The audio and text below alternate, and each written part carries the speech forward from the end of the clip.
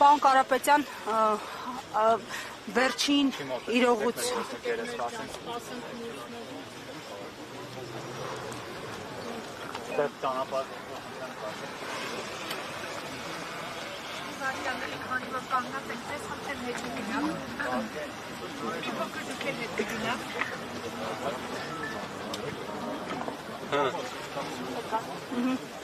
Պարոն Կարապետյան, հեծը զրկեցին լիցենզիայից, բայց մի համատեքստի եմ ուզում անդրադառնալ, հունիսին, երբ Սամվել Կարապետյանը ձերբակալվեց և պրոցեսներ մեկնարկեցին, փորձագիտական շրջանակներից տեսակետ հնչեց, որ Հայ առաքելական եկեղեցու պաշտպանության համար Կարապետյանի կալանավորումը բացառապես արհեստական առիթ է Կարապետյանի ձեռքից հեծը խլելու համար և այն թուրքական ինչ-որ ընկերության օտարելու նույնիսկ անուն ներգրվել Ակաս Ղազանչի հոլդինգի մաս կազմող ընկերություն, նախ սրան անդրադառնաք, լիցենզիայից զրկելուն ինչ է հաջորդելու և հավանական սցենար է արդյոք այս տեսակետը, հիշեցնեմ ռուսվերլուծաբան Արեշևի հոդվածում էր այս մասին տեղեկությունը, խնդրեմ սրան պատասխանեք և նաև աղոթքի նախաճաշի վերաբերյալ հարցադրումներ։ Առաջինը կուզեի ասել, որ մինչև Սամվել Կարապետյանի հայտնի հայտարարությունը հեծի հետ կապված որևէ պրոցես տեղի չէր ունենում, այսինքն մենք չունենք ինֆորմացիա հեծի հետ կապված սեփականատիրության իրավունքների խախտման որևէ փորձ մինչև հայտնի հայտարարությունը։ Այսինքն ես կուզեի ասել, որ սկզբից եղավ հայտարարությունը, իսկ հետո եղավ հեծը, այսպես ասած, խլելու այս փորձերը։ Բայց մենք պետք է հիշենք նաև, որ միջազգային որոշումները Ստոկհոլմի արբիտրաժը չի կատարվում, Ստոկհոլմի արբիտրաժը պարտավորեցրել է Հայաստանին, որ չկատարի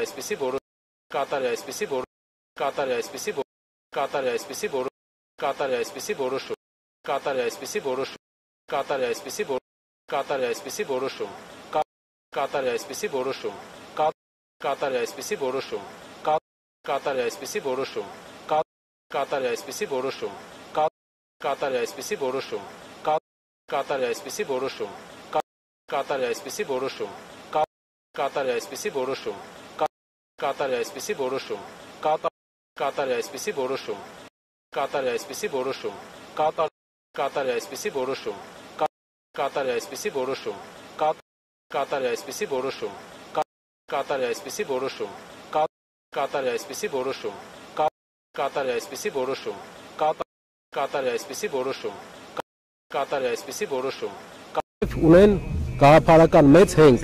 որի արդյունքում նրանք պատրաստ են բոլոր ճնշումների, պատրաստ են ֆինանսական կորուստների, միայն իրենց գաղափարների հետևից գնալու համար։ Պարոն Կարապետյան, Ռոմանոս Պետրոսյանն էր անդրադարձել ձեզ, նաև նշելով, որ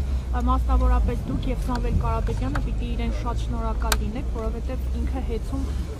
մեծ խնայողություններ է արել։ Այսպես ասեմ, եթե չլիներ սեփականության իրավունքի ոտնահարումը, մենք կարող էինք դիտարկել, թե ինչ խնայողություններ են եղել, սակայն կառավարչի նշանակումը զուգորդվել է սեփականության իրավունքի շատ կոպիտ խախտմամբ։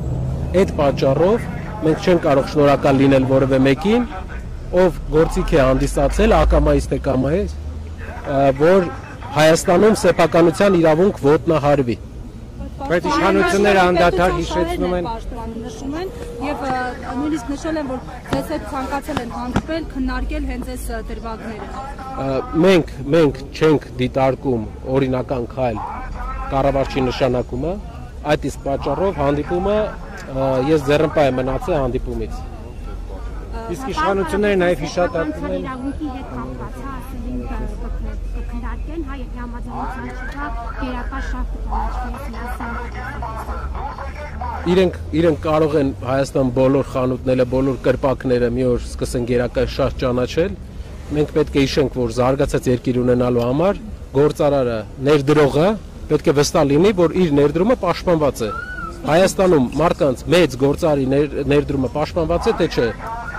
Հիմա իշխանությունները անդադար հիշատակում են Սամվել Կարապետյանի խոսքը, որ ասել է թքած ունեմ հեծի վրա, եւ իրենք դա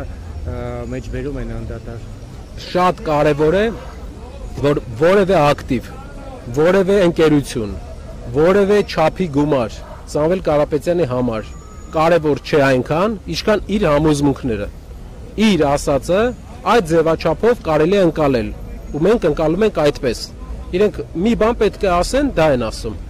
Հիմնարվ այսօրվա դատական նիստից ինչպիսին են սպասելիքները, հաշվի առնելով, որ մշտապես եւ ձեր եւ շարժման անդամների, իրավաբանների կողմից հնչում է տեսակետ, որ այս ամենը քաղաքական է։ Մեր օպոնենտները ասում են, որ վտանգ չեն տեսնում մեր ուժի մեջ, վտանգ չեն տեսնում Սամվել Կարապետյանի հանդեպ մեր հասարակության վերաբերմունքի մեջ։ Եթե վտանգ չեն տեսնում, ինչու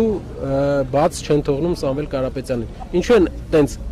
հետևողական բոլոր մեթոդները կիրառում, որպեսզի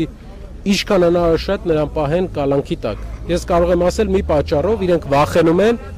որ մեր հասարակության եւ Սամվել Կարապետյանի շփման արդյունքում իրենք շատ բաներ կարող է պարզ լինել, ու իրենք կարող է կորցնեն այն հասարակության մոտ սարքած վստահությունը, որը մինչև հիմա որոշ հատվածներում հասարակության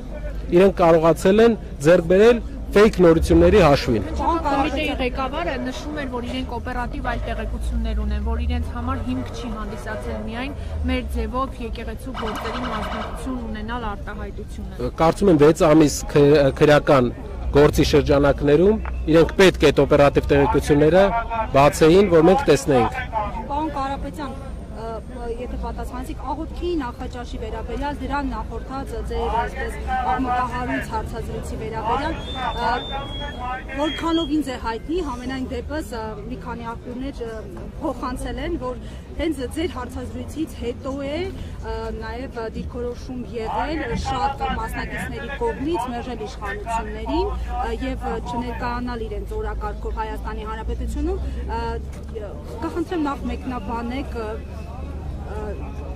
Թրամփի կրտսեր որդու այցի հրաժարումն է դրա հետ կապված, ձեզ հայտնի է թե ոչ, եւ հաջորդ հարցադրումը տեղյակ եմ, որ աղոթքի նախաճաշի մասնակիցների մի մասը նախընտրեց ձեզ հետ հանդիպել, քայլել, զրուցել, նախ թեմաները ինչի շուրջ եք զրուցել եւ ինչու ըստ ձեզ իշխանությունները խուսափեցին հնարավորություն ընձեռել նրանց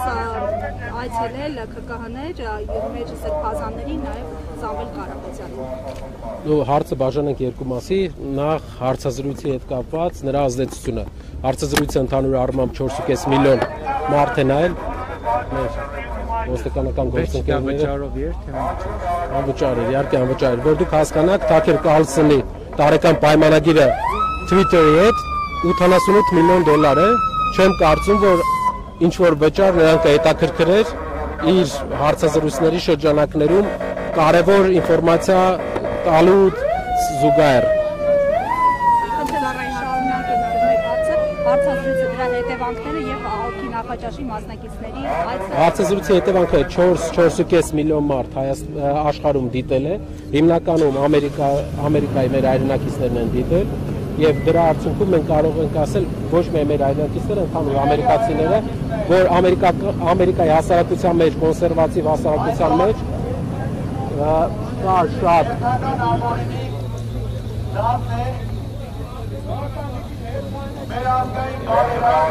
Երևի կարավարտենք,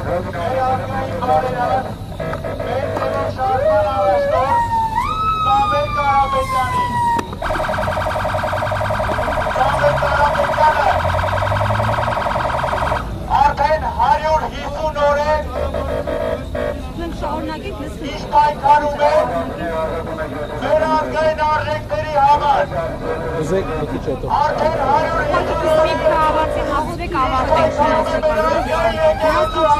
այցելել ԿԿՀ-ներ։ Ձեզ հետ ինչ Իսկ պայքարում է մեր ազգային արժանապատվության Արյանաջան երևի դուս զգուշացնես ավարտին մոտեցին։